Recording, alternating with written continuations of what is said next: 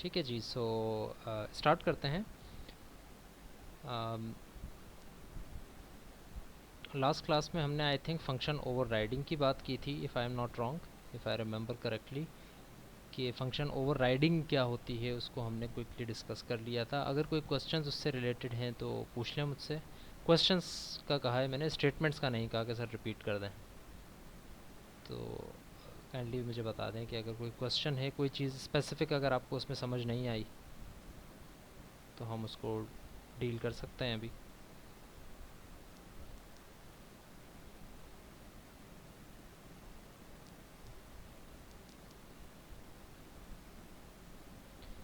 और अगर कोई क्वेश्चन नहीं है तो उसके अलावा दो चार चीज़ें हैं मैंने जो आपको आज बतानी है, तो उसको हम जो है लेकर चलेंगे।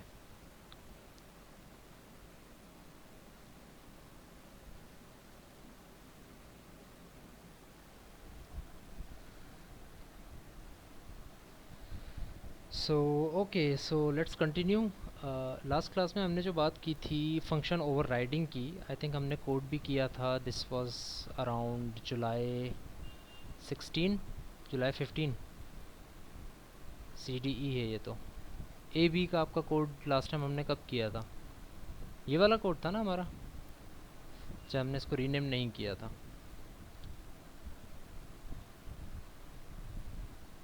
आप लोगों में से कितने स्टूडेंट्स ने जाकर जो है फंक्शन ओवरराइडिंग के कंसेप्ट को चलाकर देखा था जाकर?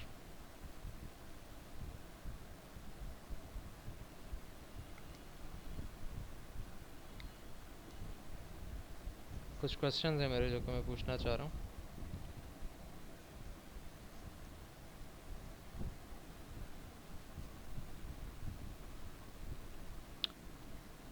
चलें जी, फंक्शन ओवरराइडिंग के लिए हम ऐसा करते हैं कि हम इस प्रोजेक्ट को बंद कर देते हैं और फिर नया एक प्रोजेक्ट बनाते हैं और उसमें हम फंक्शन ओवरराइडिंग ज़ीरो से स्टार्ट करते हैं। So I am open for suggestions. कोई सजेशंस मुझे दें कि किस तरह की असाइनमेंट उसके ऊपर चलें, एग्जाम्पल के ऊपर। व्हीकल और बस की हमने कर ली है। शेप की एग्जाम्पल अभी नहीं बताइएगा क्योंकि शेप वगैरह की एग्जाम्पल मैं एक दूसरे सेक्शन में करवा रहा हूँ। तो वीडियोस तो आपके पास वैसे ही अवेलेबल हैं, तो आप उनकी वीडियो जाकर देख लीजिएगा उस असाइनमेंट के लिए। अगर हमारे पास ज़्यादा से ज़्यादा वीडियोस देखी जा सकती हैं, हम आप अगर उनकी वीडियोस भी एक्सेस कर सकते हैं, तो फिर बेहतर ये है कि हम सारी चीज़ों को अलग अलग ही रखें, ताकि आपके पास भी ज़्यादा मवाद हो देखने के लिए और उससे सीखने के लिए अलग अलग तरह की चीज़ों से, और हम भी यहाँ पर अलग अलग तरह के इश्यूज़ को डिस्कस कर सकें, रिपीटेशन ना हो जाए। तो कोई मुझे चीज़ बताएं जिसको हम कोई रियल लाइफ एग्जांपल या इस तरह की चीज़ जिसको हम इम्प्लीमेंट करें। अभी व्हीकल बस की एग्जांपल हम कर ली है, फ्रूट वगैरह की एग्जांपल भी शायद हमने कर ली थी। तो मैं प्रोजेक्ट बनाता हूँ, जब तक आप सोचें और मुझे बताएं कि क्या करना चाहिए।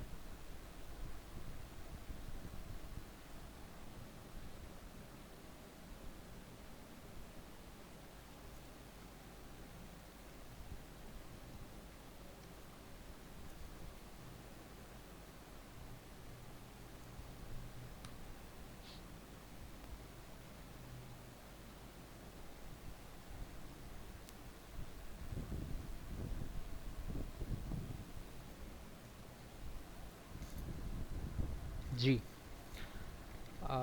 देर आर, मुदस्सिर अकरम कह रहे हैं कि रूम एंड फर्नीचर की बना सकते हैं।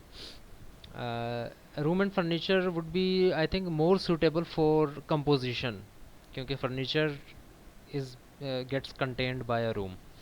तो फर्नीचर के ऑब्जेक्ट हम रूम के अंदर बना सकते हैं। इनहेरिटेंस का मेरे जहन में फ़िलहाल इस तरह का कोई नहीं आ रहा है इससे। इसी तरह मोहम्मद हन्नान कह रहे हैं कि होटल की अगर हम क्लास बना लें तो उसके अंदर रिसेप्शन, लॉबी, रूम्स की क्लासेस होंगी, कैफ़े, स्पोर्ट्स क्लब। ऐसा करें ना, मुझे जो एग्जांपल्स आप बता रहे हैं उन एग्जांपल्स को थोड़ा सा हायरार्किकल फॉर्म में भी बता दें कि सर ये क्लास होगी, उसके इससे इनहेरिट हम ये कर सकते हैं एंड सो ऑन वगैरह। अगर इस तरह की चीज़ें कोई तो आपके जहन में। 31 participants and I've only gotten 2 examples.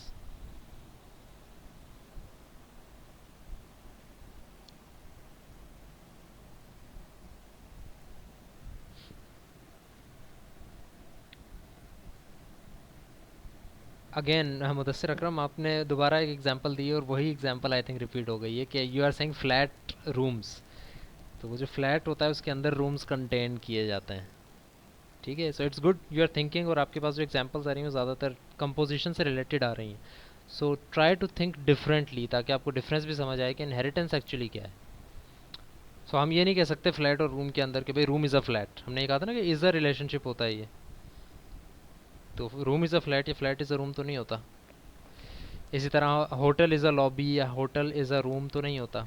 अब fruit, Apple is a fruit होता है। ऑल राइट, मोहम्मद अज़हर की एग्जाम्पल अच्छी है, बट आई डोंट थिंक कि इसके अंदर हमारे पास एट्रीब्यूट्स ऐसे होंगे जिनको हम प्रोसेस कर पाएँ। जिस तरह मोहम्मद अज़हर की एग्जाम्पल्स बेसिकली यही है कि हाउ अबाउट एनिमल्स और मैमल्स को हम करें, एनिमल की क्लास होगी उससे ड्राइव हो जाएगी मैमल की क्लास, राइट। तो लेकिन ये है कि उसकी जो डिफरेंसेस हैं वो आई डोंट थिंक कि सीएस के स्टूडेंट्स को इतना पता होंगे, और साथ ही साथ उनको हम किस तरह से लिखेंगे। उनकी तो कुछ प्रॉपर्टीज़ होती हैं जो कि डिफरेंट होती हैं, कुछ फंक्शंस डिफरेंट होते हैं उनके, लाइक क्या वो एग्स देते हैं, या उनके जिस्म पे बाल होते हैं या नहीं होते हैं, तो वो चीज़ें फिर एक दो चीज़ें ही हो पाएंगी सिर्फ। कुछ और एग्जांपल बताएं। कुछ स्टूडेंट्स कह रहे हैं कि बारिश स्टार्ट हो गई है तो लाइट चली जाएगी, तो क्विज़ देखें उसी टाइम पर होगा। जिस तरह से मैंने कहा ना कि आई कांट, अभी मैं क्विज़ नहीं ले सकता, क्योंकि अगर अभी ले लूँगा तो फिर बाकी स्टूडेंट जिनकी बाद में लाइट चली जाएगी तो वो क्या करेंगे। तो ये बात मैं पहले भी बता चुका हूँ, मैं अब भी बता रहा हूँ, काइंडली बार बार मुझे ये ना कहें कि क्विज़ अभी ले लें। ओके, सो मोहम्मद हन्नान कहना है कि reception would be inherited from main information, cafe would be inherited from reception, and then added orders.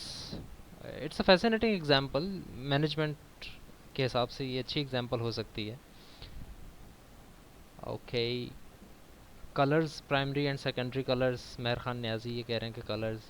अच्छा, आप चलें एग्जांपल तो अच्छी बता रहे हैं, लेकिन क्या आपके जहन में इनकी इनके फंक्शनैलिटीज़ भी हैं? लाइक हम फंक्शन ओवर करना चाह रहे हैं, और आपको फंक्शन ओवर में पढ़ा चुका हूँ कि क्या है। तो क्या इनमें क्या फंक्शन ऐसा होगा जो कि से प्राइमरी कलर्स के लिए अलग काम करे और सेकेंडरी कलर्स के लिए अलग काम करे? जिस तरह हमने देखा था ना, प्रिंट रेक्टेंगल का फंक्शन हमने अलग अलग बना दिया था, तो वो तो सिर्फ प्रिंटिंग का हुआ, प्रिंटिंग का तो नहीं हम चाह रहे, हम चाह रहे हैं कि उसका मकसद भी हो कोई।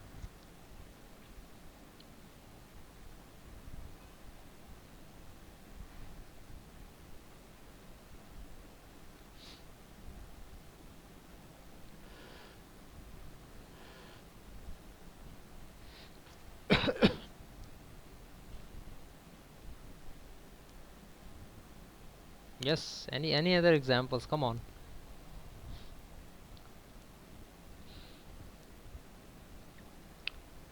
चलें जी, ऐसा करते हैं कि क्विज़ को आज हम पोस्टपोन कर देते हैं, आज क्विज़ हम नहीं लेते, और क्विज़ को हम फिर ले लेंगे किसी और वक्त में। इसके लिए सोल्यूशन आई थिंक मेरे ख्याल ये होना चाहिए कि आप आज, क्योंकि बारिश का भी एक मौसम हो रहा है तो उसकी वजह से इलेक्ट्रिसिटी ब्रेकडाउन भी काफ़ी जगह पर हो जाएगा। हमने ये क्विज़ ज़्यादा इसी वजह से रखे थे ताकि ये मसला ना आए, लेकिन मतलब ये मसला टैकल हो जाएगा। अगर आज का क्विज़ ज़्यादातर स्टूडेंट नहीं दे सकते हैं तो कोई इशू नहीं है, 5 उन्होंने और दिए हुए होंगे, बट फिर भी चलें आज हम इसको थोड़ा सा हैंडल कर लेते हैं कि आज के क्विज़ को हम रहने देते हैं, और आज का क्विज़ जो होगा वो फिर मैं ओपन कर दूंगा। अम, मुझे सजेशन ज़रा दे दें सारे स्टूडेंट्स मिलके कि कौन सा टाइम सूटेबल रहेगा, क्योंकि क्विज़ तो किसी भी टाइम में ओपन कर सकता हूँ, वो क्विज़ ओपन करके आपको जो है वो करना होगा। इट्स नॉट नेसेसरी कि वो क्लास के अंदर ही हो, या ये हम कर सकते हैं कि नेक्स्ट क्लास के अंदर ही कर लें।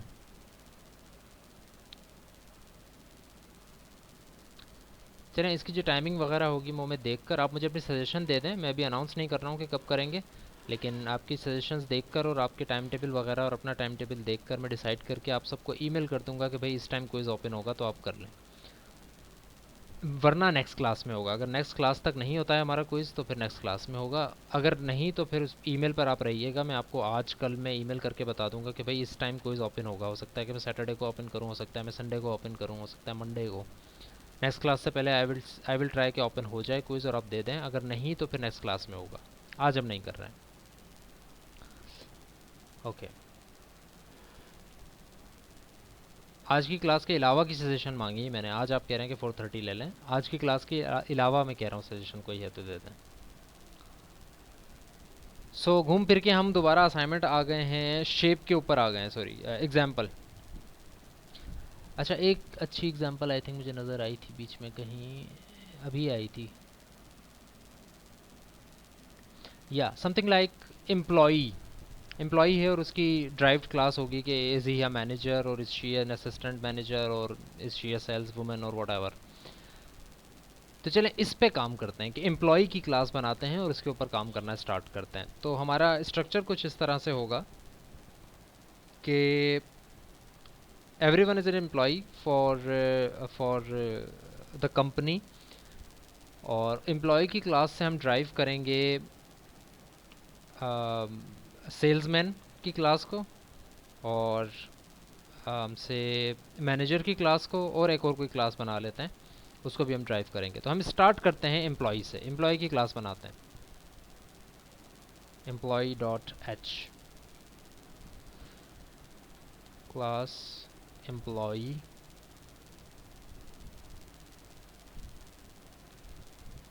अच्छा, इसके अंदर हम प्राइवेट मेंबर्स बना लेते हैं कुछ, जिनमें से एक होगा इसकी एम्प्लॉय आईडी।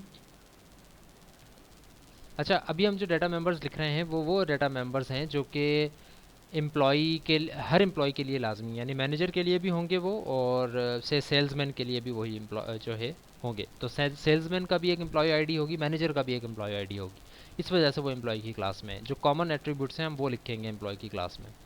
तो एम्प्लॉय आईडी हो गई, इसको सिंपल ही रखते हैं, सिर्फ एम्प्लॉय आईडी रखते हैं, नेम तक नहीं जाते। ये चलें एम्प्लॉय आईडी को रहने देते हैं, हम सिर्फ नेम ही लिख देते हैं। एम्प्लॉय का एक नाम होगा, एम्प्लॉय की एक सैलरी होगी, सैलरी मैनेजर की भी होगी, सैलरी सेल्समैन की भी होगी। बस यहीं तक रखते हैं। आई थिंक सैलरी के फंक्शन को ही हम ओवरलोड कर लेंगे, ओवरराइड कर लेंगे, सॉरी। तो एम्प्लॉय का आएगा कंस्ट्रक्टर,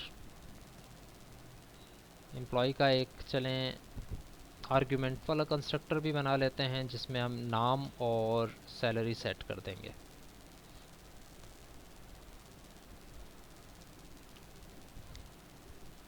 ये चलें सैलरी नहीं, हम करते हैं कि आवर्स,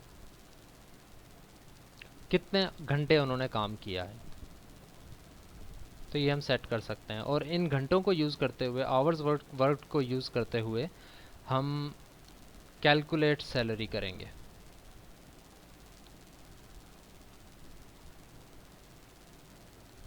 सैलरी, राइट।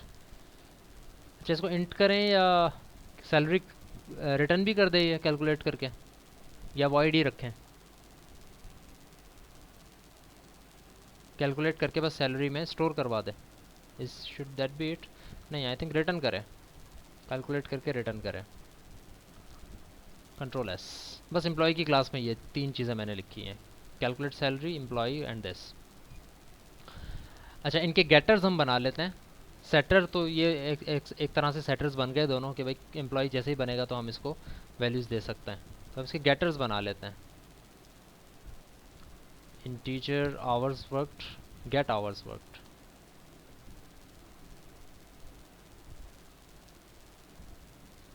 और string get name.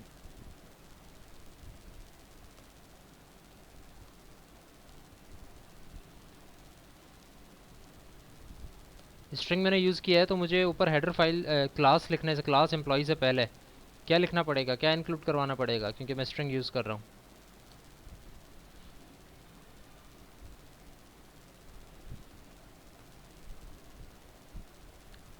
Good.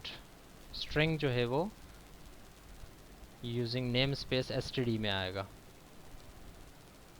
String की क्लास इंक्लूड करना लाजमी नहीं है, वो तब लाजमी होता है जब आप स्ट्रिंग क्लास के फंक्शंस भी यूज़ कर रहे हो, like something dot length, something dot gate length, या इस तरह के जो स्ट्रिंग क्लास के फंक्शन है वो हम यूज़ कर रहे हो। स्ट्रिंग जो है वो स्टैंडर्ड नेम स्पेस में है। तो स्ट्रिंग, अगर आप सिर्फ स्ट्रिंग लिख रहे हो, स्ट्रिंग बना रहे हो, तो उसके अंदर आपको सिर्फ एसटीडी इंक्लूड करने लाजमी है, उसके अलावा हर चीज़ इंक्लूड करना लाजमी नहीं है। अब आते हैं इसकी सीपीपी फाइल के ऊपर।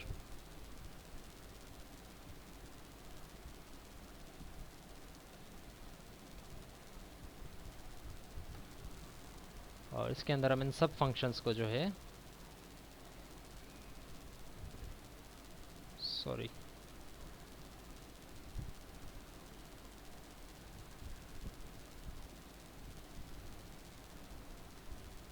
सबसे पहले हम hash include employee dot H कर देंगे, या इससे भी पहले हम हैश इंक्लूड आयो स्ट्रीम कर देंगे। और उसके बाद यहाँ पर भी obviously using name space std करेंगे, हम ना भी करें तब भी चल जाएगा क्योंकि एम्प्लॉई डॉट एच आ रहा है std लेके। सो एम्प्लॉई का डिफ़ॉल्ट कंस्ट्रक्टर आ गया, प्रिंट करवा देते हैं C out employees default constructor and \n right. Am I right? कुछ मसला हो रहा है? ओके ये मैं लिखना भूल गया हूँ, सबके सामने ये लिखना पड़ेगा हमें, this thing scope resolution operator, ताकि हम ये बता सकें कि ये कौन सी क्लास का कंस्ट्रक्टर है, ये कौन सी क्लास का कंस्ट्रक्टर है, ये कौन सी क्लास का फंक्शन है। हर किसी के सामने हमें लिखना पड़ेगा because we want to identify कि कौन सी क्लास के फंक्शन की आप बात कर रहे हो। Employees default constructor, employees this. अच्छा इसके अंदर हमने क्या करना है, नेम और आवर्स वर्क जो हैं वो सेट करवा देना है। तो name will be equal to n and hours work will be equal to h। इसी तरह यहाँ पर भी नेम सेट हो जाएगा, name will be equal to n, और यहाँ पर जो है आवर्स वर्क सेव हो जाएंगे, सेट हो जाएंगे सॉरी, और यहाँ पर सिर्फ और सिर्फ रिटर्न नेम हो जाएगा and then return hours worked. अब आते हैं इस फंक्शन के ऊपर, कैलकुलेट सैलरी का जो फंक्शन है।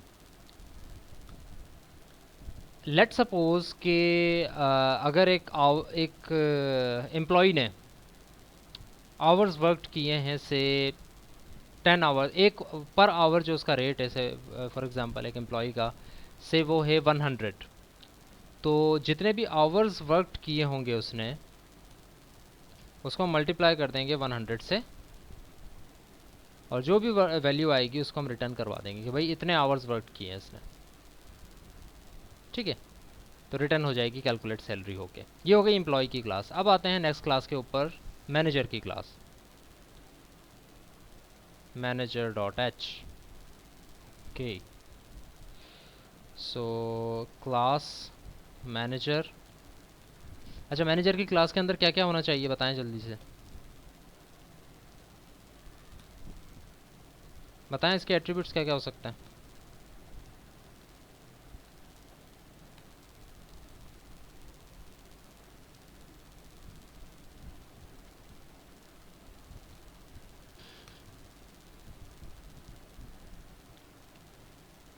बताएं, मैं जब तक वो चीज़ें लिख रहा हूँ जो कि ऑब्वियस हैं।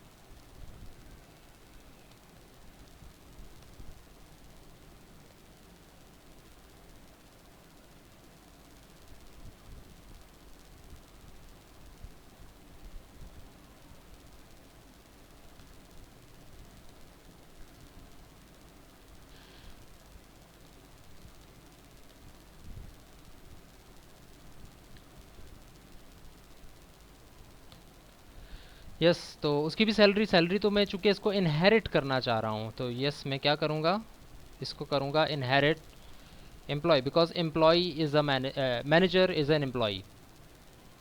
तो एम्प्लॉय की क्लास से मैं इसको इनहेरिट कर लूँगा, तो मैनेजर के पास ऑब्वियसली नेम भी आ गया, आवर्स वर्क भी आ गए, सैलरी तो यहाँ से कैलकुलेट हो जाएगी।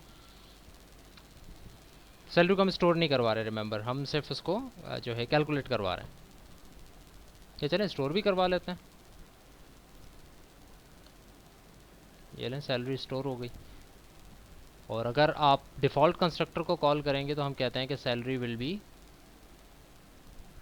यहाँ से तो कोई नहीं होगी, अगर ये दोनों चीज़ें आप सेट करवा रहे हैं तो salary will be equal to 0, और अगर आपने रिटर्न करवाई है तो आवर्स वर्कड इनटू 100 जो है ये सैलरी के बराबर भी कर देंगे हम।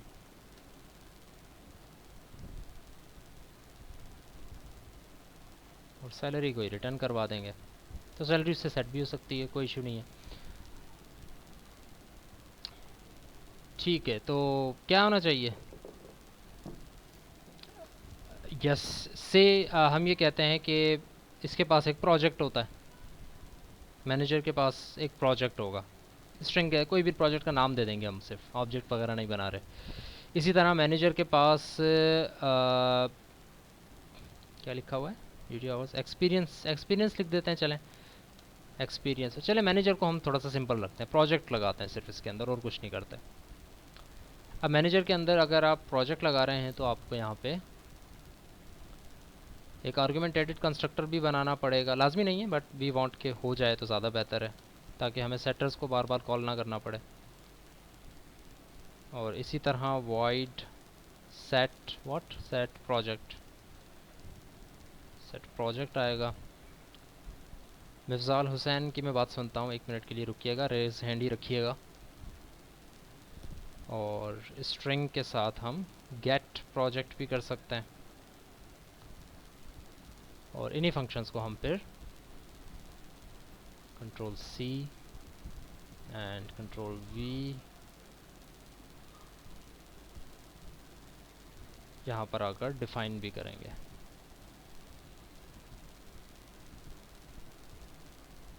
मैं ये फाइल कंप्लीट कर लूँ फिर बात सुनता हूँ आपकी। सो स्ट्रिंग के अंदर हम क्या सेट कर रहे हैं, प्रोजेक्ट। तो वी विल से के प्रोजेक्ट इक्वल टू दिस। इस फंक्शन के थ्रू हम, इस फंक्शन के थ्रू भी यही काम करवाएंगे हम, प्रोजेक्ट इक्वल्स टू पी, और इस फंक्शन के थ्रू हम रिटर्न प्रोजेक्ट करवाएंगे। जी मिफ्ज़ाल हुसैन, मिफ्ज़ाल हुसैन कुछ कहना चाह रहे हैं जी?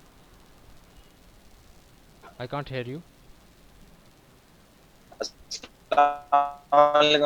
वालेकुम सलाम, आवाज़ थोड़ी सी लैग कर रही है, बोलें।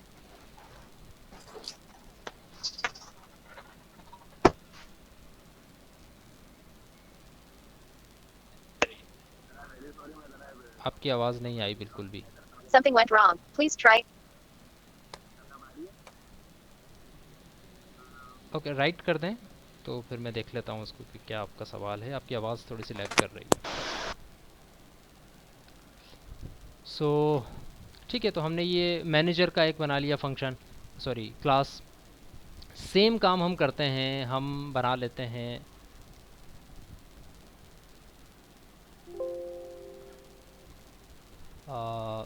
या इस क्या कहते हैं, एक नई नई प्रोजेक्ट बनाते हैं, नई एच फाइल बनाते हैं, and that would be salesman, salesman dot H. इसके अंदर भी कुछ इस तरह ही होगा कि क्लास सेल्समैन, और इसको भी हम इनहेरिट करेंगे एम्प्लॉई से, because he is also an employee. अच्छा, इसकी चीज़ें भी बता दें मुझे जल्दी से कि इसके पास क्या क्या होना चाहिए, या क्या एक चीज़ बता दें बस, कोई एक चीज़ जो कि सिर्फ इसके पास हो, मैनेजर के पास ना हो।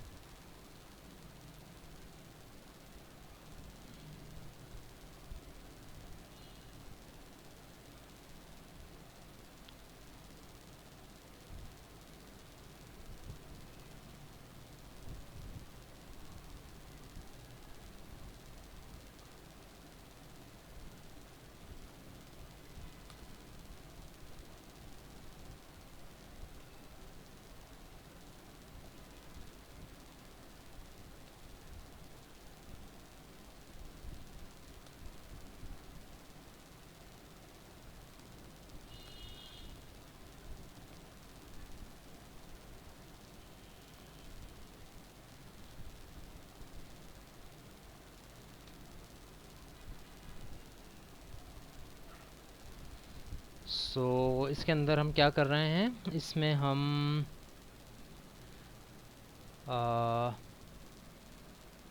एम्प्लॉय जेंडर, आई थिंक ये पुराने जवाब है जब मैंने मैनेजर का पूछा था। Working type, target of sales, yes that's a good thing, target of sales हो सकती है कि भाई ये इसका टारगेट क्या है। इसको इंटीजर कर लेते हैं कि भाई he has to sell something of से, कि भाई उसने 5 चीज़ें बेचनी है। अगर 5 चीज़ें बेचनी है उसने कम ज़्यादा से ज़्यादा, तो उसका target will be equal to 5, तो इसका हम कर देते हैं टारगेट। ओके, सो अब हम ऑब्वियसली वॉइड सेट टारगेट भी एक बनाएंगे जल्दी जल्दी से, इंटीजर टाइप का, और इसी तरह गेट टारगेट भी हम बनाएंगे एक। Come on, get target.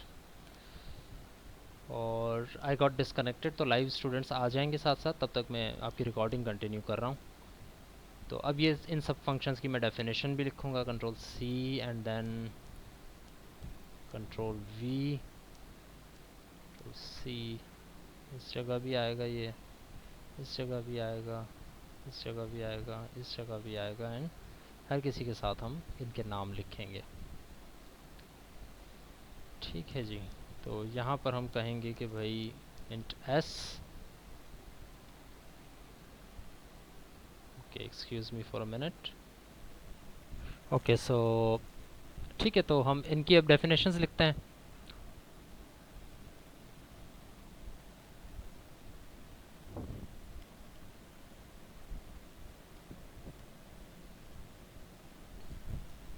तो इसकी डेफिनेशंस कुछ इस तरह से होंगी कि बिल्कुल वही काम जो अभी हमने किया था, हम यहाँ पे इंट, सॉरी, अच्छा सेल्समैन डॉट एच में भी मैंने यहाँ इंट तो टारगेट तो नहीं लिख दिया है। हाँ, यहाँ टारगेट नहीं आएगा, यहाँ पर इंटीजर आएगा।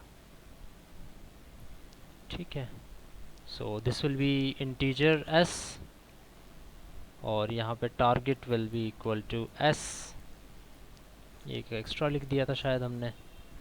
सेटर जो होगा वो भी s होगा, and target will be equal to t,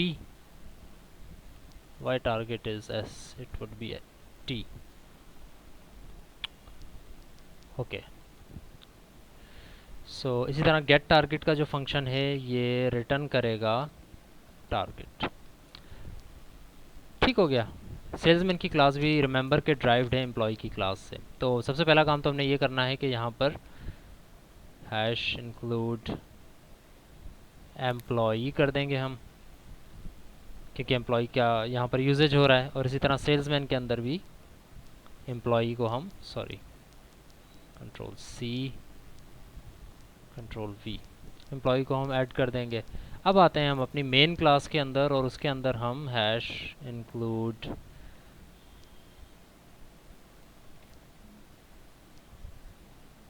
manager dot H include होगा, ऑब्वियसली हम सबके ऑब्जेक्ट्स बनाएंगे यहाँ पे। इसी तरह एम्प्लॉय भी होगा, और इसी तरह सेल्समैन भी होगा।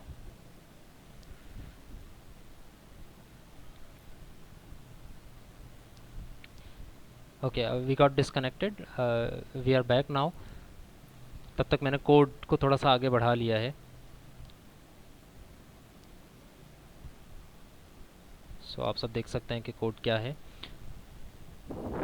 अभी तक हमने ये काम किया है कि एम्प्लॉय को बना लिया था, ये आपके सामने ही हुआ है सारा का सारा काम। और मैनेजर हमने बना लिया है, मैनेजर के कंस्ट्रक्टर सॉरी सेटर्स गेटर्स वगैरह बना लिए। सेल्समैन की क्लास को भी मैंने यहाँ पर इसकी डेफिनेशन लिख दी है। अब हम मेन में आए हैं, हमने इंक्लूड वगैरह भी करवा दिया है सब। और अब हम आते हैं एम्प्लॉय का एक ऑब्जेक्ट बनाते हैं, एम्प्लॉई ई। और से एम्प्लॉय को क्या क्या चाहिए था, एम्प्लॉय को चाहिए था एक नेम, से अहमद इज़ हिज नेम, और आवर्स वर्कड इज़ से 5। तो अकॉर्डिंग टू दिस जो कैलकुलेट सैलरी है, तो वो सैलरी किसके बराबर हो जाएगी, आवर्स वर्कड टू 100, यानी 500 हो जाएगी उसकी सैलरी अगर उसने 5 घंटे काम किया है। तो यही चीज़ हम प्रिंट भी करवा देते हैं कि भाई C dot, sorry, E dot get hours work get salary. अच्छा, सैलरी का जो फंक्शन है वो रिटर्न भी करेगा। ठीक है, so E dot calculate salary, right. तो 500 प्रिंट हो जाना चाहिए। अब हम देखते हैं कि इश्यूज़ क्या क्या हैं, मसले क्या क्या आ रहे हैं।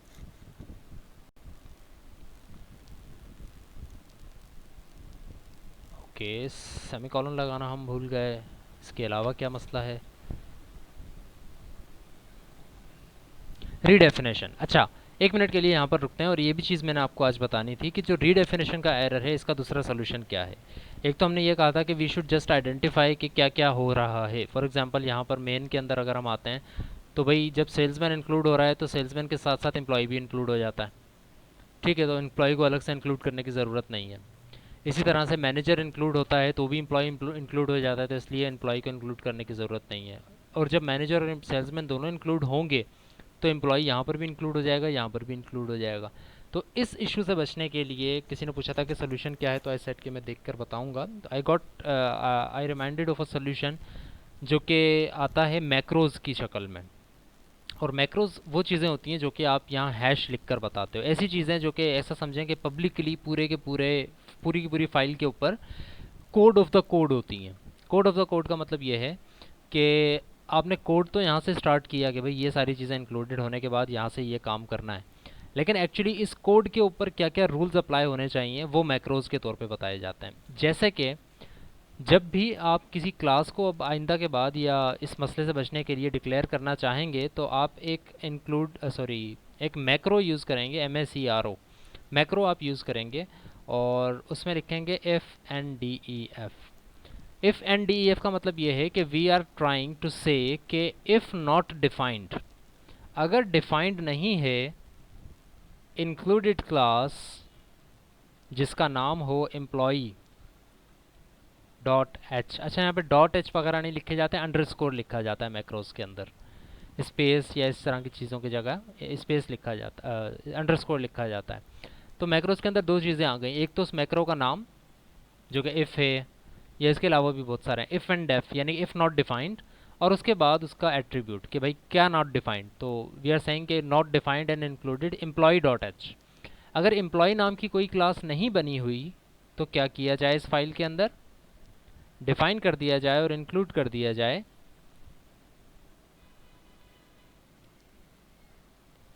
एम्प्लॉय डॉट एच को। अगर नहीं बनी हुई तो डिफाइन कर दिया जाए और इंक्लूड कर दिया जाए एम्प्लॉय डॉट एच को। इट्स नॉट नेसेसरी कि आप इसको कैपिटल में ही लिखें, बट मैक्रोज के अंदर एक रूल होता है, बेहतर तरीका यही है कि आप उसको मैक्रोज कैपिटल लेटर के अंदर ही लिखें। सो नेवरदलेस, अच्छा, यहाँ तक जब बात हो गई कि आपने लिखा कि अगर डिफाइन नहीं है तो एम्प्लॉय को डिफाइन कर दिया जाए, और इसी तरह यहाँ पर आप कंट्रोल वी करके इस इफ़ को ख़त्म कर दोगे, यानी कि इफ़ की बॉडी यहाँ पर ख़त्म हुई, शुरू कहाँ से हुई थी, यहाँ से। और आपने इफ़ में क्या कंडीशन लगाई कि अगर ये चीज़ इंक्लूड नहीं है तो डिफाइन कर दी जाए। अगर ये ऑलरेडी इंक्लूड होगी ना फाइल, तो फिर ये चीज़ ये डिफाइन नहीं करेगा, यानी कि रीडेफिनेशन के एरर से आप बच जाएंगे। यही काम आप हर एच फाइल के अंदर कर देंगे तो आपका मसला हल हो जाएगा। और दिस थिंग यहाँ पर आप क्या करेंगे, यहाँ पर अब आप मैनेजर लिख देंगे,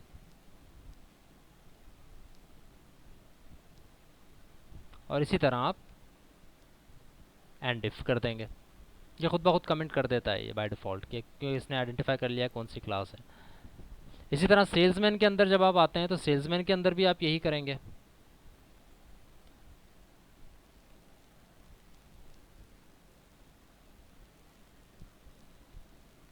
ये काम सिर्फ आपने डॉट एच फाइल में करना है।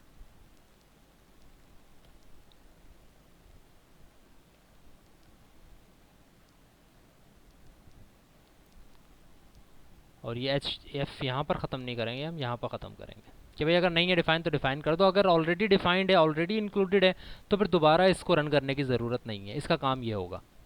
ठीक है, तो अब हम इसको रन करते हैं तो होपफुली रीडेफिनेशन का एरर अब हमारे पास नहीं आएगा, क्योंकि वो एक ही दफ़ा जब भी वो डिफाइन करने की कोशिश करेगा तो पहले ये चेक कर लेगा कि जो है क्लास ऑलरेडी डिफाइन तो नहीं है। कहाँ गलती कर दी मैंने, अच्छा यहाँ पर इसका एम देना भूल गया मैं।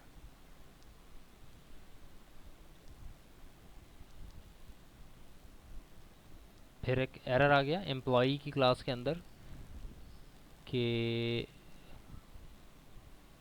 Okay this is the error actually included. यही एरर है या कोई और एरर है, आई am not really sure. Yes, यही एरर था। अब आप देख रहे हैं कि रीडेफिनेशन का एरर नहीं आ रहा ये करने से, इससे पहले आ रहा था। सेट प्रोजेक्ट के अंदर स्ट्रिंग पी आना चाहिए और यहाँ पर भी स्ट्रिंग आना चाहिए सेट प्रोजेक्ट के अंदर। तो अब अगर आप देखें तो मेन के अंदर डबल रिपीटेशन हो रही है, मैनेजर के अंदर भी एम्प्लॉय डिफाइन हो रहा है, एम्प्लॉय के अंदर भी हो रहा है, सेल्समैन के अंदर भी हो रहा है, लेकिन चूंकि आपने मैक्रोज यूज़ कर लिए हैं तो उसके लिए हम जो है अब रिडेफिनेशन का एरर हमारे पास नहीं आ रहा और ये क्लास चल रही है। 500 प्रिंट हो रहा है विच मीन्स के calculate salary 5 hours 100 numbers per hour. तो उस सिचुएशन में हम 500 जो है हमारी सैलरी कैलकुलेट हो रही है। क्विज़ नहीं होगा आज, क्विज़ का मैंने कहा है कि बाद में हम ले लेंगे। ठीक है, तो अभी तक तो हमने कोई ख़ास काम नहीं किया, हमने सिर्फ मैक्रोस को देखा है। हम एक्चुअली करना चाह रहे थे फंक्शन ओवरराइडिंग। तो लेट सपोज कि मैनेजर की सैलरी क्या होगी या सेल्समैन की सैलरी क्या होगी। इस सिचुएशन के अंदर अगर हम आते हैं तो अभी तो हमने सिर्फ एम्प्लॉय का बनाया है और एम्प्लॉय की कैलकुलेट सैलरी की है 500।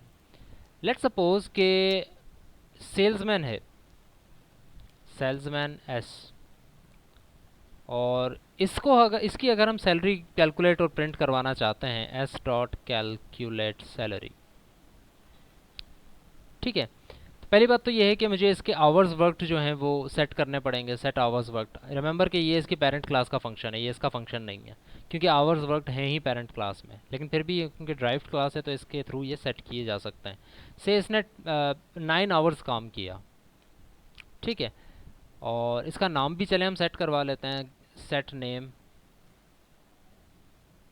और इसका नाम रख देते हैं हम, क्या नाम रख दें, से अली हमने इसका नाम रख दिया, कैलकुलेट सैलरी। अच्छा, इसकी जब कैलकुलेट सैलरी होगी तो सी क्या जवाब आता है हमारे पास।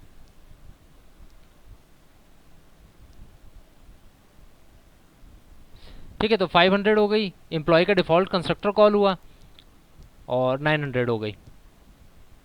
अच्छा, एम्प्लॉय का डिफ़ॉल्ट कंस्ट्रक्टर यहाँ कॉल हो रहा है, यहाँ पर कॉल नहीं हो रहा। तो ऐसा करते हैं हम, जहाँ पर भी हमने एम्प्लॉय के डिफ़ॉल्ट कंस्ट्रक्टर में से हमने ये प्रिंट करवाया है, हम ऐसा करते हैं इसको सब जगह प्रिंट करवा देते हैं, नॉट डिफ़ॉल्ट बट आर्ग्यूमेंट वाला कंस्ट्रक्टर, आर्ग्यूमेंटेटेड कंस्ट्रक्टर कॉल हो रहा है। इसी तरह मैनेजर के जो कंस्ट्रक्टर्स हैं उसमें भी हम प्रिंट करवा देते हैं, it will help us later. Managers default constructor, और जब ये कॉल होगा तो हम मैनेजर्स आर्गुमेंटेटेड कंस्ट्रक्टर। इसी तरह सेल्समैन में अगर हम आते हैं तो यहाँ पर भी सेल्समैन का डिफ़ॉल्ट कंस्ट्रक्टर और सेल्समैन का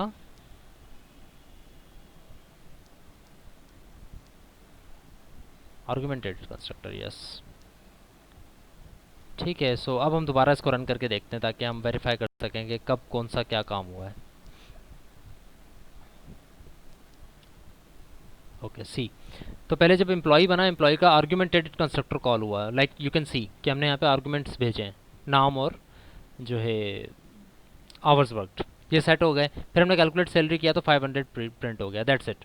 फिर जब सेल्समैन बना तो जिस तरह से मैंने कहा था, या अगर नहीं कहा था तो मैं बता देता हूँ कि जब आप डिराइव्ड क्लास का कंस्ट्रक्ट ऑब्जेक्ट बनाते हो तो डिराइव्ड क्लास से पहले जिस क्लास से वो ड्राइव हुई हुई है पहले उसका कंस्ट्रक्टर कॉल होगा। तो इसी तरह यहाँ पर पहले एम्प्लॉय का डिफ़ॉल्ट कंस्ट्रक्टर कॉल हुआ है, सेल्समैन बनाते ही पहले एम्प्लॉय का डिफ़ॉल्ट कंस्ट्रक्टर कॉल होगा, उसके बाद सेल्समैन का डिफ़ॉल्ट कंस्ट्रक्टर कॉल होगा। तो सेल्समैन का कंस्ट्रक्टर कॉल होना चाहिए, लेकिन चूंकि सेल्समैन एक ड्राइव्ड क्लास है तो पहले इसका जो है पेरेंट क्लास का कंस्ट्रक्टर कॉल होगा, उसके बाद जो है वो डिफ़ॉल्ट क्लास जो ये क्लास है खुद जिस क्लास का ऑब्जेक्ट है उसका कंस्ट्रक्टर कॉल होगा।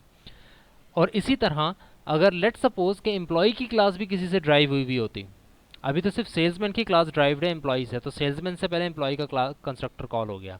अगर लेट सपोज एम्प्लॉय की क्लास भी किसी से ड्राइव हुई भी होती, से पर्सन से ड्राइव हुई भी होती, तो सेल्समैन का ऑब्जेक्ट बनने से पहले पहले पर्सन का डिफ़ॉल्ट कंस्ट्रक्टर कॉल होता, फिर एम्प्लॉय का कंस्ट्रक्टर कॉल होता और फिर सेल्समैन का कॉल होता। यानी कि जिसका आप ऑब्जेक्ट बनाओगे उसका कंस्ट्रक्टर बिल्कुल लास्ट में कॉल होगा, उससे पहले उसके जितने भी पेरेंट ग्रैंड पेरेंट्स वगैरह हैं उनके कंस्ट्रक्टर्स कॉल होंगे। ओके, सो ठीक है, तो पहले सेल्स एम्प्लॉय का आर्गुमेंट कंस्ट्रक्टर, सॉरी एम्प्लॉय का डिफ़ॉल्ट कंस्ट्रक्टर, सेल्समैन का डिफ़ॉल्ट कंस्ट्रक्टर कॉल हो गया। ये चीज़ें कॉल होने के बाद सेट नेम हुआ, सेट आवर्स वर्कड हुआ, और उसके बाद हुआ सेट कैलकुलेट सैलरी, तो 900 आ गया।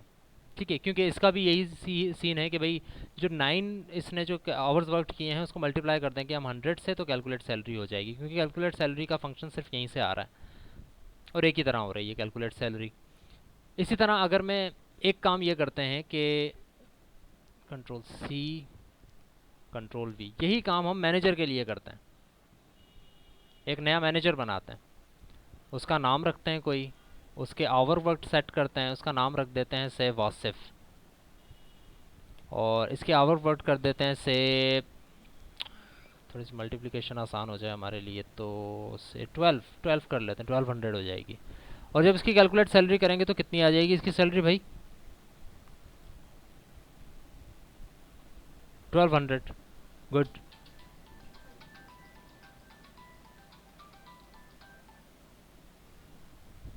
ठीक है। सो एम्प्लॉय का आर्गुमेंट कंस्ट्रक्टर, ये वही काम हुआ जो स्टार्ट में हुआ था। फिर ये काम जो अभी मैंने सेलेक्ट किया है, ये वो काम है जो कि सेल्समैन बनते ही हो रहा है, और ये वो काम अब जो मैं सेलेक्ट कर रहा हूँ ये वो है जो कि एम्प्लॉय मैनेजर बनते हुए हो रहा है। अब आता है फंक्शन ओवरराइडिंग के कंसेप्ट को हम एम्प्लॉय क्यों करेंगे यहाँ पे? वो इस वजह से करेंगे कि अभी तो सबका रेट एक ही चल रहा है, यानी कि अगर सेल्समैन हो तो उसकी भी मल्टीप्लाई 100 हो रही है वर्क्स आवर्स वर्क, अगर मैनेजर हो तो उसका भी यही हो रहा है। हम ये चाह रहे हैं कि फंक्शन यही रहे कैलकुलेट सैलरी का। मैं इसकी डिटेल में नहीं जा रहा हूँ कि ये क्यों होता है और ये ओवरलोडिंग से क्यों डिफरेंट है, मैं सिर्फ इसका वर्क बता रहा हूँ। वो बातें हम बात पहले कर चुके हैं लास्ट क्लास में। अगर मैं ये चाह रहा हूँ कि जब एक सेल्समैन है उसकी जब कैलकुलेट सैलरी हो रही हो तो वो 100 से मल्टीप्लाई ना हो, जैसे 100 से मल्टीप्लाई हो जाए लेकिन एडिशनल उसको से अपने टारगेट अगर उसने अचीव कर लिया है तो उसके भी कुछ पैसे ऐड हो जाएं। यानी कि मैं ये चाह रहा हूँ कि यही फंक्शन जो कि एम्प्लॉई के अंदर ऐसे काम कर रहा है वो सेल्समैन के अंदर कुछ मुख्तलिफ डेफिनेशन रखे, सेल्समैन के अंदर एक मुख्तलिफ डेफिनेशन रखे, और ये फंक्शन सेल्समैन का हो। और सेल्समैन के अंदर ऑब्वियसली फिर मुझे इस नाम का एक फंक्शन भी बनाना पड़ेगा, कैलकुलेट सैलरी।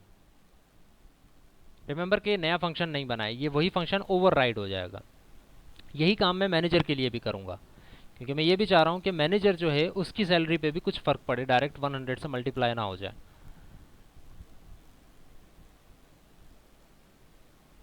मैनेजर, और इसी तरह मैनेजर डॉट एच में भी मैं कैलकुलेट सैलरी को डिफाइन कर दूंगा। ठीक है। अब ये है कि इसकी डेफिनेशन मुझे चेंज करनी है। तो लेट सपोज कि मैं ये कहता हूँ कि भाई मैनेजर की जब आप कैलकुलेट सैलरी कर रहे हो तो आवर्स वर्क टू 100 हो, लेकिन साथ ही साथ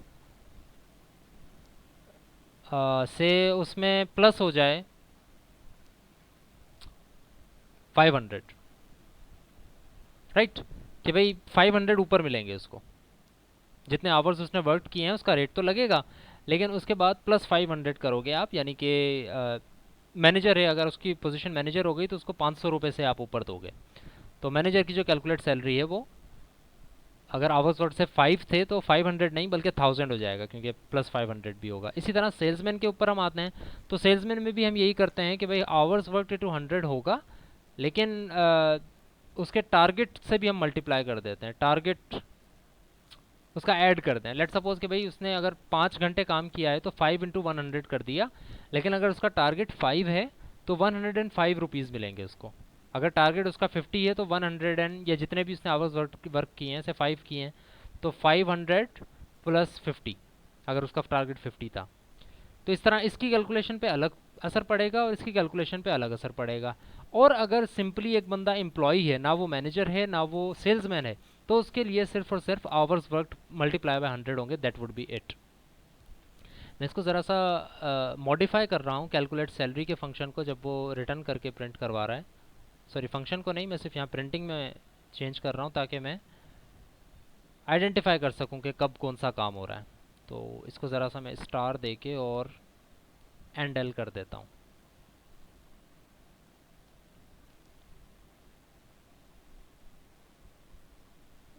सिर्फ एंड एल ही कर देते हैं, स्टार्स ज़रूरी नहीं है क्योंकि हम एंड पर ही जाना चाह रहे हैं। C control V control we.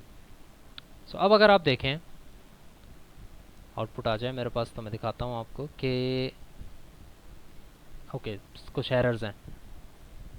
अच्छा ठीक है, सैलरी डायरेक्टली एक्सेसिबल नहीं है यहाँ पे, क्योंकि सैलरी जो है वो एम्प्लॉई का प्राइवेट मेंबर है। तो सैलरी को एक्सेस करने के लिए मैं क्या करूँगा यहाँ पे, बजाय इसके कि मैं सैलरी इक्वल्स टू करूँ, मैं सेट सैलरी कर देता हूँ ना। क्योंकि सेट सैलरी का जो फंक्शन है वो पब्लिक है, ऐसा कोई फंक्शन ही नहीं है। ओके, क्या करें, क्या सेट सैलरी का फंक्शन बनाएं या फिर इनको प्रोटेक्टेड कर दें ताकि ये डिराइव्ड क्लास के अंदर भी एक्सेसिबल हो हमें? अब कोई इशू नहीं आएगा। पब्लिक नहीं किया है, रिमेंबर मैंने पब्लिक नहीं किया है, उससे और ज़्यादा इश्यूज आ सकते हैं। प्रोटेक्टेड किया है क्योंकि एग्जिस्ट तो कर रहे हैं, मैंने सिर्फ एक्सेसिबिलिटी चेंज की है उनकी। ठीक है, अब यहाँ पर देखें अगर आप ज़रा, तो भाई एम्प्लॉई बना आर्ग्यूमेंटेटेड कंस्ट्रक्टर से और कैलकुलेट सैलरी हुई तो उसकी 500 हो गई। सेल्समैन बना, उसकी जब कैलकुलेट सैलरी हुई तो 0। Why 0? Why 0? Can anyone tell me why 0? अच्छा, अगर आप मैनेजर को देखें तो मैनेजर के साथ सही हो रहा है कि मैनेजर ने अगर 12 आवर्स वर्क किए हैं तो 1200 उसकी सैलरी होनी चाहिए थी, लेकिन हमने 500 इंक्रीज कर दी है। तो मैनेजर के अंदर जब कैलकुलेट सैलरी का फंक्शन कॉल हो रहा है तो वो सिर्फ मल्टीप्लाई बाय 100 नहीं कर रहा बल्कि प्लस 500 भी कर रहा है, यानी कि दूसरी डेफिनेशन रन हो रही है। और इसमें क्या हो रहा है, ये ज़ीरो क्यों आ रहा है एस डॉट कैलकुलेट सैलरी में? Why is that? यानी कि सेल्समैन का जो कैलकुलेट सैलरी है उसके अंदर क्या हो रहा है? ओके ठीक है, मैंने सेट नहीं किया, मैंने मिटा दिया था उसको लेकिन लिखना भूल गया दोबारा। अब इसको आप एक्सेस कर सकते हैं।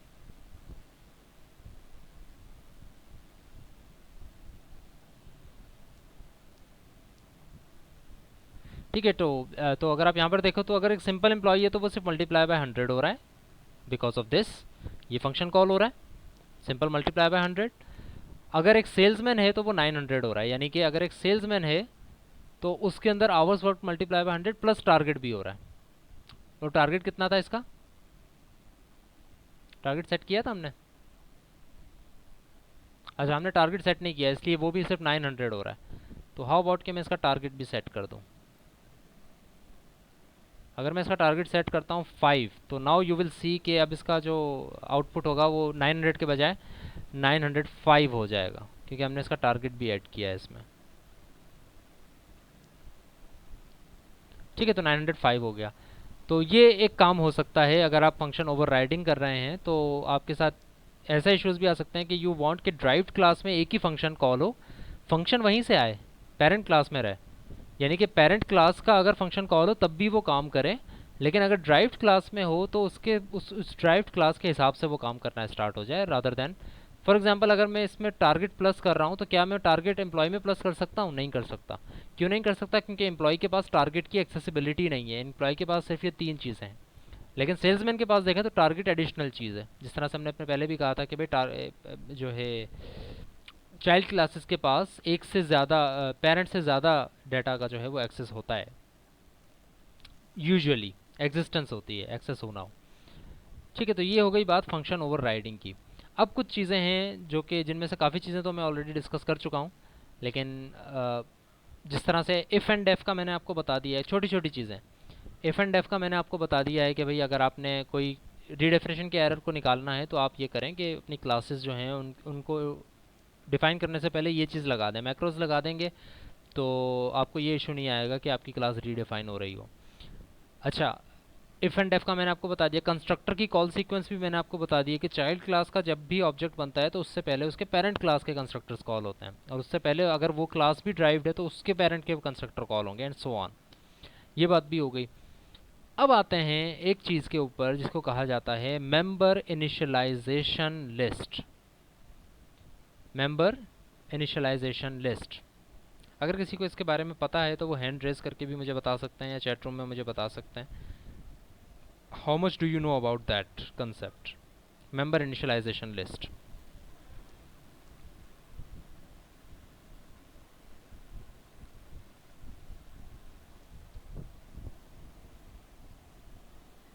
Does anyone know about that?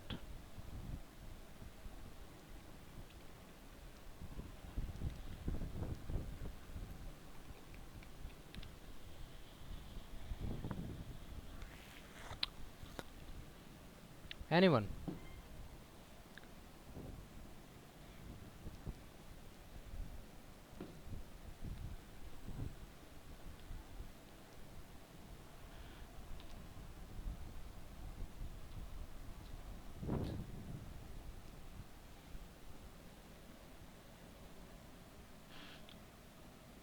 Who is there?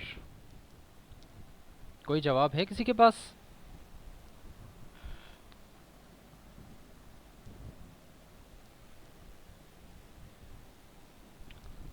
I am not disconnected one what why am I feeling like I am getting disconnected? किसी का जवाब नहीं आ रहा है मेरे पास. What did I ask? Does anyone know what member initialisation list is?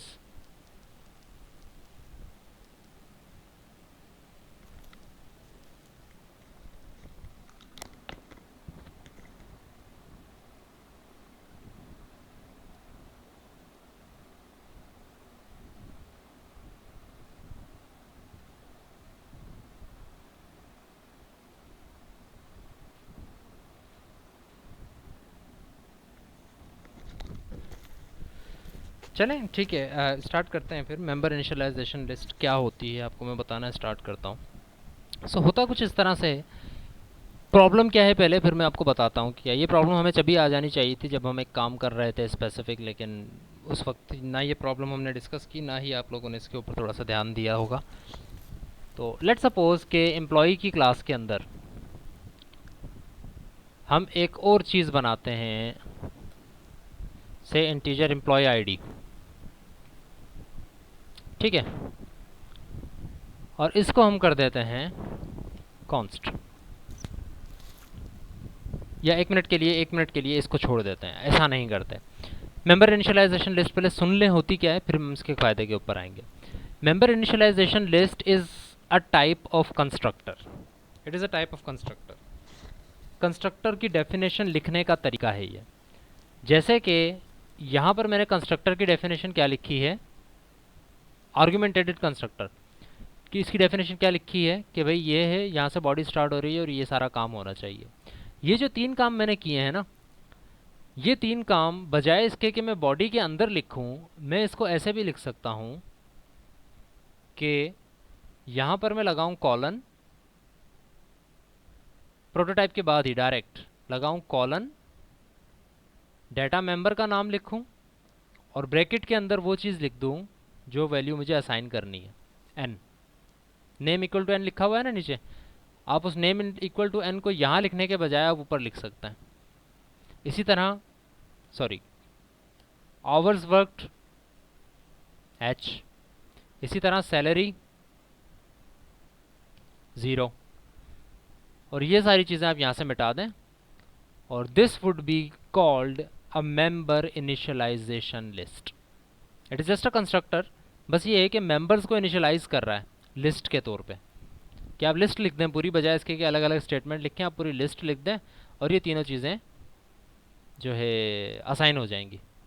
मैं ये नहीं बता रहा हूँ कि कौन सी चीज़ क्या असाइन हो रही है, बट ये है कि if this thing does not give you an error और आपको ये आउटपुट दे रही है, तो इसका मतलब है कि ये चीज़ इस तरह भी लिखी जा सकती है. जिस तरह से नेम इक्वल टू एन लिखा था तो ये वही काम हो गया, hours work equal to something था तो वो हो गया, और सैलरी इक्वल टू समथिंग था तो वो हो गया. लाजमी नहीं है कि ये काम आप सिर्फ और सिर्फ आर्गुमेंटेड कंस्ट्रक्टर के साथ ही करें, आप यहाँ पर भी कर सकते हैं. भाई डिफ़ॉल्ट कंस्ट्रक्टर कॉल हो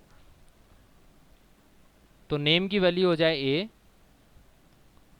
और आवर्स वर्कड की वैल्यू हो जाए से 0 और सैलरी हो जाए 0. आप ये काम भी कर सकते हैं कि जब डिफ़ॉल्ट कंस्ट्रक्टर कॉल हो तो ये तीनों चीज़ें इस तरह इनिशियलाइज हो जाएं.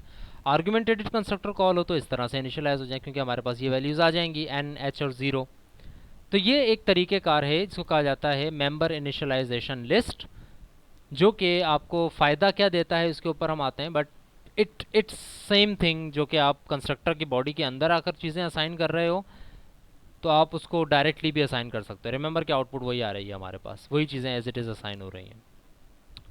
ठीक है, अब आते हैं इसके ऊपर कि इसका फ़ायदा क्या है. इसका फ़ायदा ये है कि अब आते हैं कि यहाँ पर मैंने बनाया था employee ID, int employee ID. Let suppose इसको मैं कर देता हूँ कॉन्स्ट. पहला सवाल तो ये यस और नो में मुझे जवाब देना. ओके, क्विज ओपन हो गया. सॉरी सॉरी सॉरी, मैं इसको ज़रा वो कर देता हूँ. Just give me a minute, तब तक आप क्वेश्चंस देख लें कौन कौन से हैं.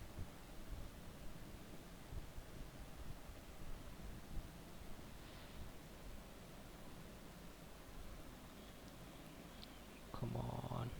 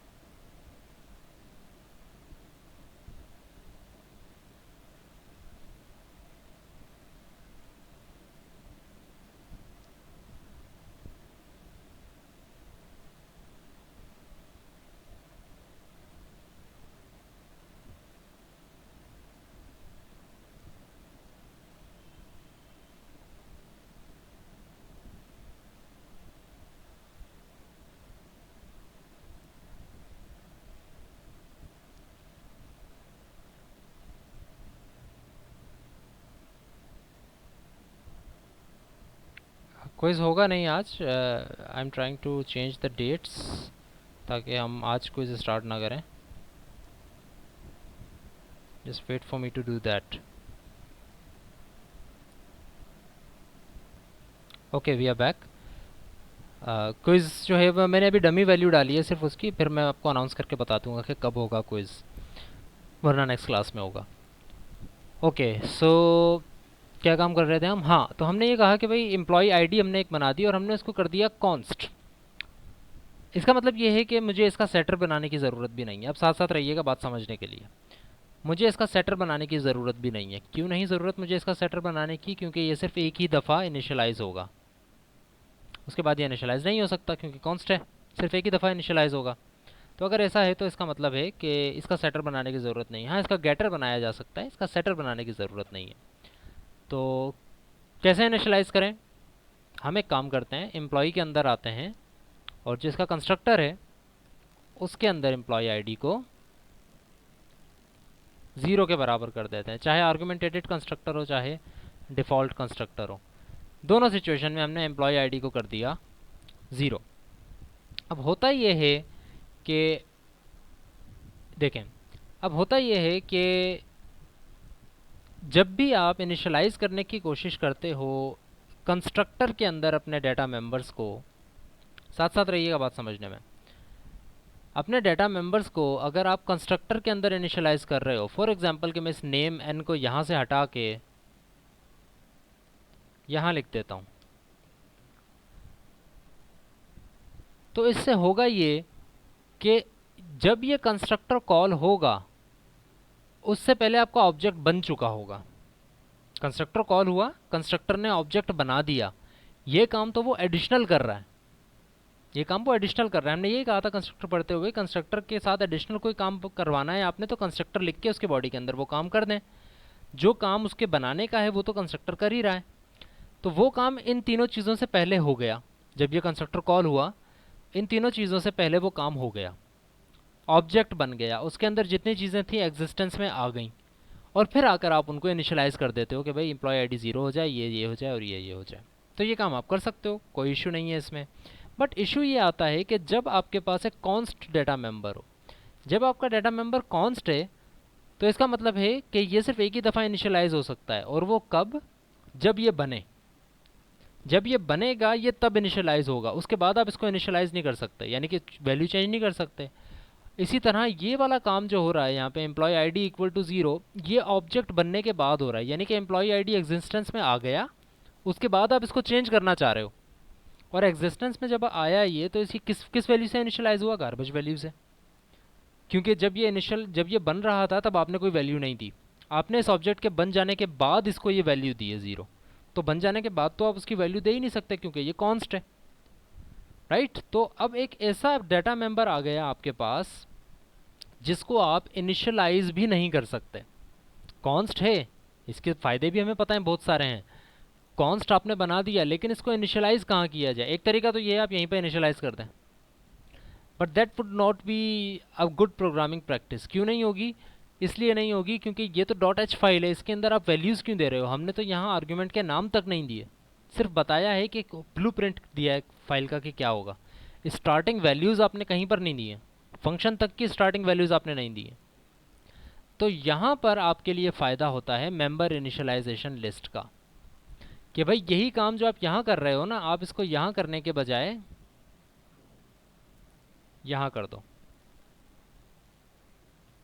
हमने कहा था कि ये एक ही काम हो रहा है, कोई इशू नहीं है, इन दोनों कामों में कोई फ़र्क नहीं है कि आप नीचे असाइन करो या ऊपर असाइन करो।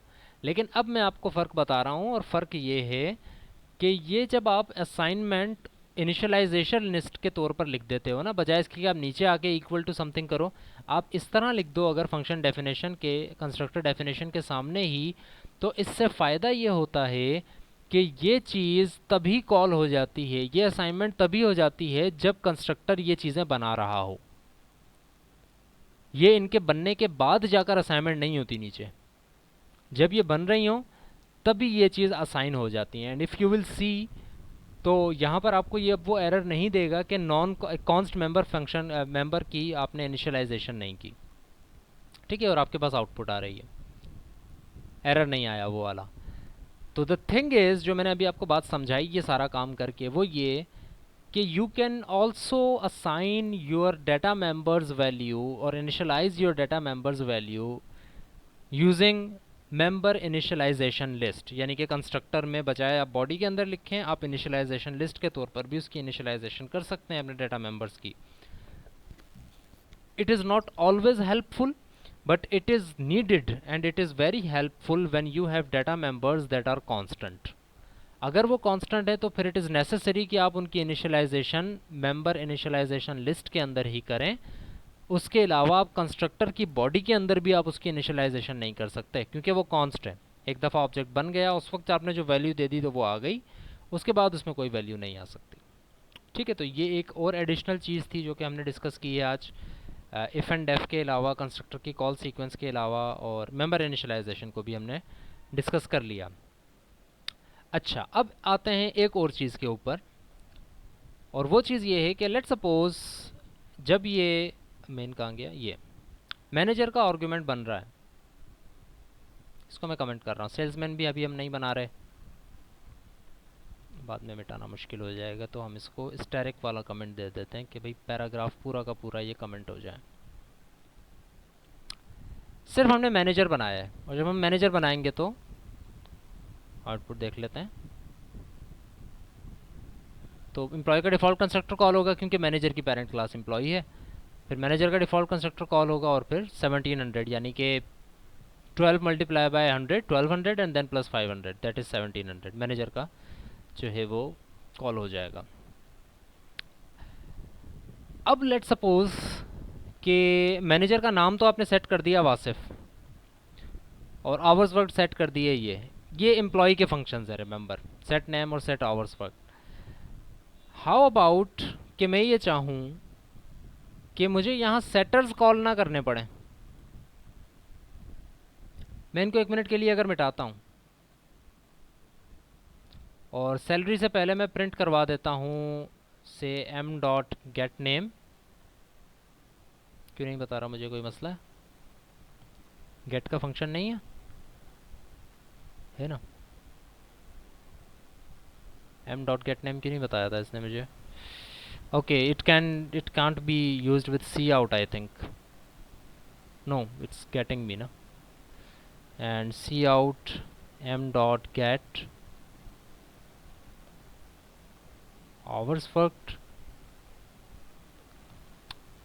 कहीं इशू है कोई जिसकी वजह से मुझे ये आइडेंटिफाई नहीं करके बता रहा कि ये फंक्शन यहाँ एग्जिस्ट ही नहीं कर रहे. ये एरर भी यही देगा, get name is not defined air.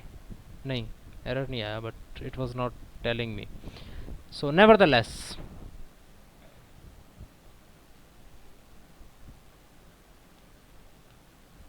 Okay.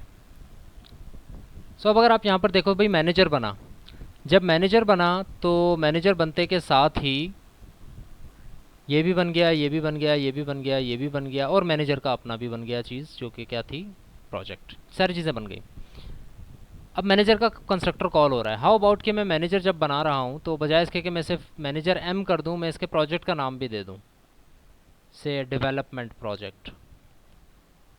ठीक है, और मैं इसका प्रोजेक्ट भी यहाँ पे प्रिंट करवा देता हूँ, C out M dot get project.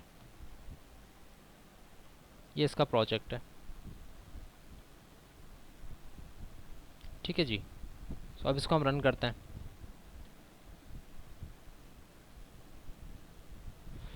Right, तो देखें भाई, ये कंस्ट्रक्टर को छोड़ें, ये तीनों चीज़ें, चारों चीज़ें प्रिंट हो गई. हुआ क्या कि मैनेजर एम जब बना तो आपने इसका आर्गुमेंटेटेड कंस्ट्रक्टर कॉल किया. आर्गुमेंटेटेड कंस्ट्रक्टर मैनेजर का क्या कर रहा है, ये रहा, वो मैनेजर के प्रोजेक्ट को पी के बराबर कर रहा है. मैनेजर के प्रोजेक्ट को पी के बराबर, यानी कि जो डेवलपमेंट आपने भेजी वो उसके बराबर हो गई. ये ए और ज़ीरो कहाँ से आए? रिमेंबर के ए और ज़ीरो किसके अगेंस्ट प्रिंट हो रहे हैं? नेम और गेट आवर वर्स्ट पे. आवर्स और नेम जो है वो ए और ज़ीरो हो गए. ये किसने की है, मुझे बताएं ज़रा.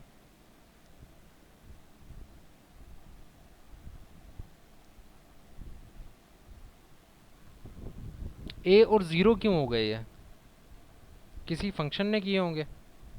सेटर तो मैंने कॉल नहीं किया. Does anyone know, any idea?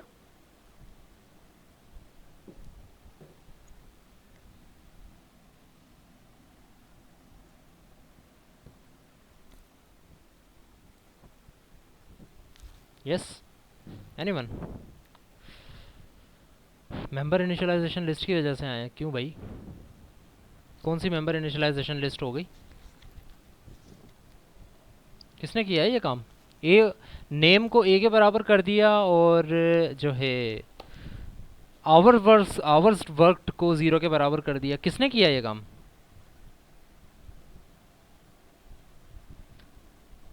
Ali Raza सही सोच रहे हैं, उन्होंने भी लिखा है आई थिंक, कंफर्म नहीं है।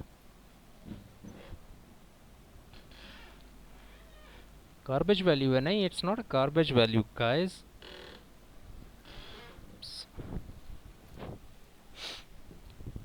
सो इशू ये है, सॉरी हुआ ये इस तरह है, ऊपर जो आपको पहली चीज़ प्रिंट होती हुई नज़र आ रही है ना, एम्प्लॉइज डिफ़ॉल्ट कंस्ट्रक्टर, मैनेजर के आर्गुमेंट कंस्ट्रक्टर ने क्या काम किया भाई? डेवलपमेंट के बराबर कर दिया प्रोजेक्ट को, यही काम किया बस उसने, और तो कुछ नहीं किया।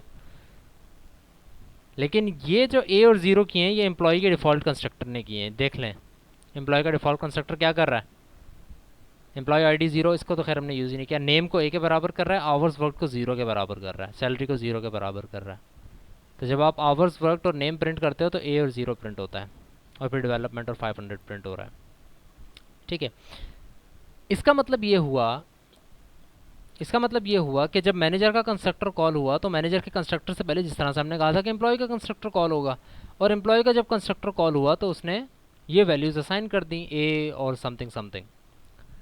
हाउ अबाउट, ये अब इशू आ रहा है और इसके सोल्यूशन की तरफ हम चलेंगे। अगर मैं ये चाहूँ कि जब मैनेजर का ऑब्जेक्ट बन रहा है तो एम्प्लॉय के डिफ़ॉल्ट कंस्ट्रक्टर के बजाय ये वाला कंस्ट्रक्टर कॉल हो, ये भी तो कंस्ट्रक्टर ही है ना, एम्प्लॉय के डिफ़ॉल्ट कंस्ट्रक्टर के बजाय ये वाला कंस्ट्रक्टर कॉल हो, तो मैं क्या करता हूँ, मैं मैनेजर के अंदर आता हूँ और मैनेजर का जैसे ही कंस्ट्रक्टर कॉल होगा, इस कंस्ट्रक्टर के थ्रू मैं कॉल कर रहा हूँ, जैसे ही मैनेजर का कंस्ट्रक्टर कॉल होगा तो मैं ये चाहता हूँ कि एम्प्लॉय का डिफ़ॉल्ट कंस्ट्रक्टर नहीं बल्कि एम्प्लॉय का आर्ग्यूमेंटेटेड कंस्ट्रक्टर कॉल हो जाए। ठीक है, ऐसा ही होगा।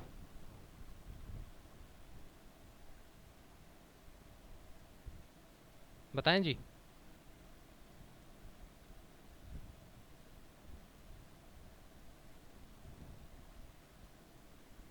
Yes or no?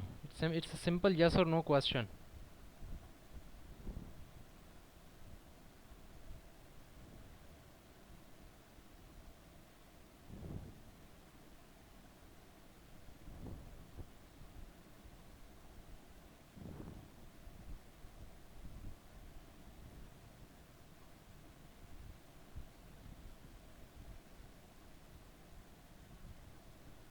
ओके, या सो होगा ये, जब मैं इसको रन करूँगा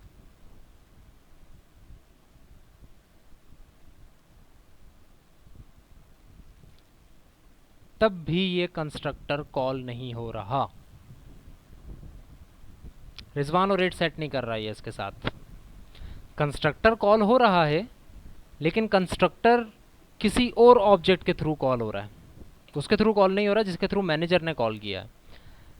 यानी कि आप जब इस कंस्ट्रक्टर को कॉल करना चाह रहे हो तो आप इस बॉडी के अंदर आने की कोशिश कर रहे हो, और कहने का मतलब यही है जो कि अभी मैं कॉन्स्ट बताने के ऊपर कर रहा था कि एम्प्लॉय का कंस्ट्रक्टर भाई कब कॉल हो रहा है, जब मैनेजर का कंस्ट्रक्टर कॉल होता है उससे पहले ही कॉल हो रहा है। अगर आप यहाँ पर इसके आउटपुट देखो, सॉरी, मैनेजर का जो कंस्ट्रक्टर है, एम्प्लॉय का डिफ़ॉल्ट कंस्ट्रक्टर कॉल हुआ, वेरीफाई कर लें मेरे साथ, मैनेजर का default constructor call, argumentated constructor call हुआ, लेकिन इसके कॉल होने से पहले ऑब्वियसली इसके पेरेंट का कंस्ट्रक्टर कॉल होना चाहिए। तो क्या कॉल हुआ, एम्प्लॉय का आर्गुमेंटेटेड कंस्ट्रक्टर कॉल हुआ, यानी कि ये वाला कंस्ट्रक्टर कॉल हुआ। ठीक है, और इसके बाद यानी कि इससे पहले, सॉरी क्योंकि प्रिंट इससे पहले हुआ है, सबसे पहले एम्प्लॉय का डिफ़ॉल्ट कंस्ट्रक्टर कॉल हुआ, यानी कि आपका एम्प्लॉय का डिफ़ॉल्ट कंस्ट्रक्टर लाजमी कॉल हो रहा है, और मैनेजर का जो वैल्यू, मैनेजर के लिए जो वैल्यू सेट हो रही है वो यही कर रहा है। तो जब आप ये चाह रहे हो, जिस तरह कॉन्स्ट के लिए हमने किया था कि भाई मैनेजर का जैसे ही कंस्ट्रक्टर कॉल हो रहा है, इससे पहले कॉल हो रहा है ना वो, तो ये आप जो कॉल कर रहे हो ये तो इसके कंस्ट्रक्टर कॉल हो जाने के बाद आप काम कर रहे हो, कंस्ट्रक्टर बन जाएगा, ऑब्जेक्ट बन जाएगा, उसके बाद आप यहाँ पर कॉल कर रहे हो। तो ये काम नहीं करना है आपने यहाँ पे, क्योंकि ये तो बाद में हो रहा है काम, जबकि एक्चुअली जो मैनेजर के नेम और इसकी वैल्यू सेट हो रही है वो इस मैनेजर का एम्प्लॉय का डिफ़ॉल्ट कंस्ट्रक्टर काम कर रहा है। तो जब आपने इससे पहले वो काम करवाना है तो बिल्कुल उसी तरह जिस तरह आपने मेंबर इनिशियलाइजेशन लिस्ट पे काम किया था, आप यही काम मेंबर इनिशियलाइजेशन लिस्ट के तौर पे कर सकते हो। ऐसे समझ लें कि ये जो कॉलन के बाद जगह आती है ये कंस्ट्रक्टर के साथ साथ रन हो जाती है। कंस्ट्रक्टर यानी ऑब्जेक्ट बनने के बाद ये चीज़ रन नहीं होती, बल्कि इसके साथ साथ ही रन हो जाती है, समथिंग लाइक दिस।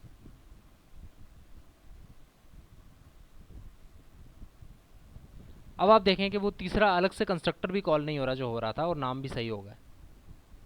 तो हमने किया क्या, हमने किया ये कि अगर आप ये चीज़ नहीं लिखते, कंट्रोल एक्स कर रहा हूँ मैं, अगर हम ये चीज़ नहीं लिखते तो क्या हो रहा था, मैनेजर का ऑब्जेक्ट बनते ही एम्प्लॉय का डिफ़ॉल्ट कंस्ट्रक्टर कॉल हो रहा था। डिफ़ॉल्ट का किस तरह से मुझे पता है, क्योंकि यहाँ प्रिंट हो रहा है डिफ़ॉल्ट कंस्ट्रक्टर कॉल हो रहा है और उसने A0 असाइन कर दी वैल्यू।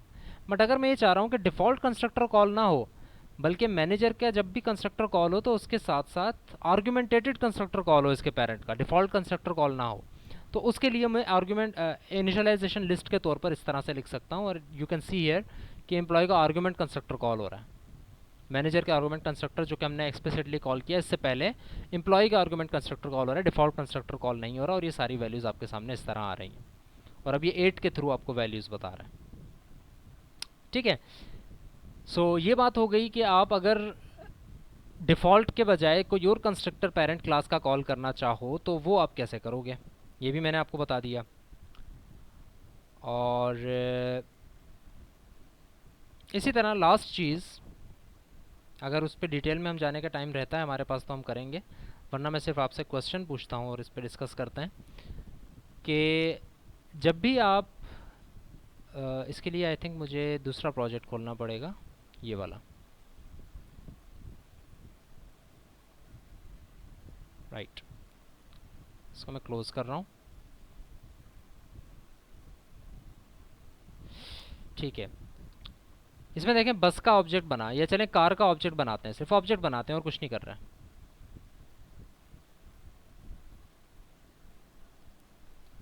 मेन के अंदर कुछ नहीं है, सिर्फ आर्ग्यूमेंट बना है कार का, दैट्स इट।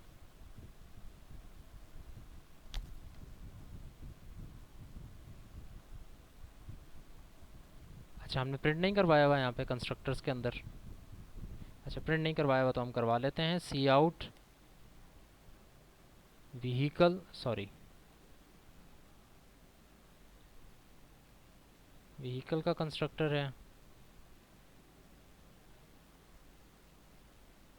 और इसी तरह बस का कंस्ट्रक्टर में भी हम ये प्रिंट करवा लेते हैं कि ये बस का कंस्ट्रक्टर है, और कार के अंदर भी हम ये प्रिंट करवा लेते हैं कि ये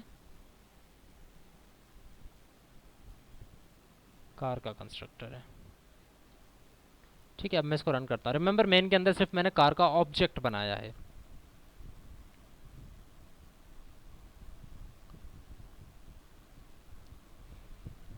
ठीक है, तो तरीक़ेकार क्या हुआ, सबसे पहले व्हीकल का कॉल हुआ, उसके बाद बस का, उसके बाद कार का, यानी कि कार के पेरेंट का कॉल हुआ, और चूंकि ये इसका भी एक पेरेंट एग्जिस्ट करता है तो पहले उसका कॉल हुआ, और ये चूंकि इंडिपेंडेंट है तो सबसे पहले इसका कॉल होगा, फिर इसके चाइल्ड का, और फिर जो आखिर में आपने ऑब्जेक्ट बनाया है उसका ये कॉल होगा कंस्ट्रक्टर।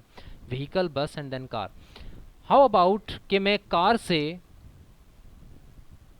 व्हीकल का कंस्ट्रक्टर कॉल करना चाहूँ, आ तो रहा है, कंस्ट्रक्टर कॉल हो रहा है। जिस तरह से अभी मैंने कहा कि भाई हाउ अबाउट कि मैं बस का जो है आर्गुमेंटेटेड कंस्ट्रक्टर कॉल करना चाहूँ कार से, कैसे करूँगा, बस का आर्गुमेंटेटेड कंस्ट्रक्टर अगर मैं कॉल करना चाहूँ तो कैसे होगा।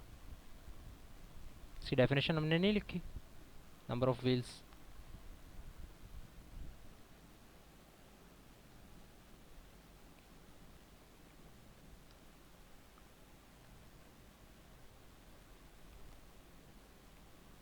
Come on, number of wheels है ना,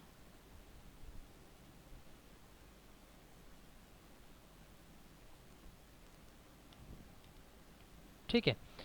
तो अगर से मैं कार की क्लास से ये वाला कंस्ट्रक्टर कॉल करना चाहता हूँ तो मैं क्या करूँगा, इट्स सिंपल, जो कि अभी मैंने आपको बताया, बस आप यहाँ पर कॉल कर लोगे, से 6 आपने दे दिया तो ये कंस्ट्रक्टर यहाँ से कॉल हो जाएगा। हाउ अबाउट कि मैं ये चाहूँ कि व्हीकल का डिफ़ॉल्ट कंस्ट्रक्टर नहीं बल्कि व्हीकल का भी आर्गुमेंटेटेड कंस्ट्रक्टर कॉल हो। रिमेंबर कि व्हीकल और कार का कंस्ट्रक्टर कॉल हुआ, बीच में बस का भी कंस्ट्रक्टर कॉल हो रहा है, लेकिन चूंकि बस का मैंने आर्गुमेंटेटेड कंस्ट्रक्टर कॉल किया है तो उसमें ये चीज़ प्रिंट नहीं हो रही थी।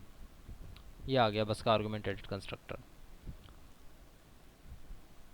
ठीक है। सो अगर मैं ये चाहूँ, अब मैं सिर्फ प्रॉब्लम आपको बता रहा हूँ और फिर ये क्लास फिनिश करता हूँ मैं। अगर मैं ये चाहूँ कि कार का जब आर्गुमेंट कॉल हो रहा है, कार का जब कंस्ट्रक्टर कॉल हो रहा है, कार का जब ऑब्जेक्ट बन रहा है, उससे पहले बस का बनता है, बस से पहले व्हीकल का बनता है। बस का अगर मुझे डिफ़ॉल्ट के बजाय कोई और कंस्ट्रक्टर कॉल करना है तो मैं बस और इस तरह से कॉल कर सकता हूँ। व्हीकल का अगर मुझे आर्गुमेंटेटेड कंस्ट्रक्टर कॉल करना है तो क्या करना पड़ेगा मुझे, it goes something like this. मैं आपको सिर्फ यहाँ बता रहा हूँ, इसके सोल्यूशन आप खुद जाकर देख लीजिएगा। It should be something like this. आप व्हीकल का डिफ़ॉल्ट कंस्ट्रक्टर कॉल कर लो यहाँ से, जैसे आप बस का कर रहे हो वैसे ही आप व्हीकल का भी कर लो। बट आप यहाँ से यानी कि एक से ग्रैंड चिल्ड्रन क्लास से ग्रैंड पेरेंट की क्लास का कंस्ट्रक्टर एक्सप्लिसिटली कॉल नहीं कर सकते। इसकी डिटेल में नेक्स्ट क्लास में जाएंगे इंशाल्लाह। अगर कोई क्वेश्चन कोई क्यूरी वगैरह है तो मुझे बताएं, और आपकी जो वो है अटेंडेंस काइंडली सीआर वो लेकर मुझे भेज दें। क्वेश्चन एक आफाक का है, मैं उनसे ले लेता हूँ, उसके बाद फिर क्लास को डिसमिस करता हूँ। जी आफाक।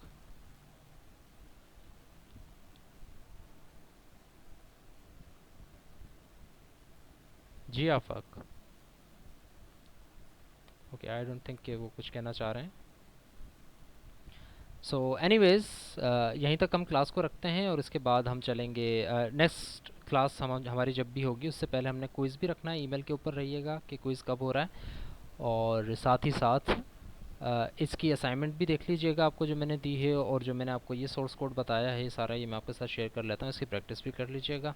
नेक्स्ट क्लास में इंशाल्लाह हम मिलते हैं। Thank you very much.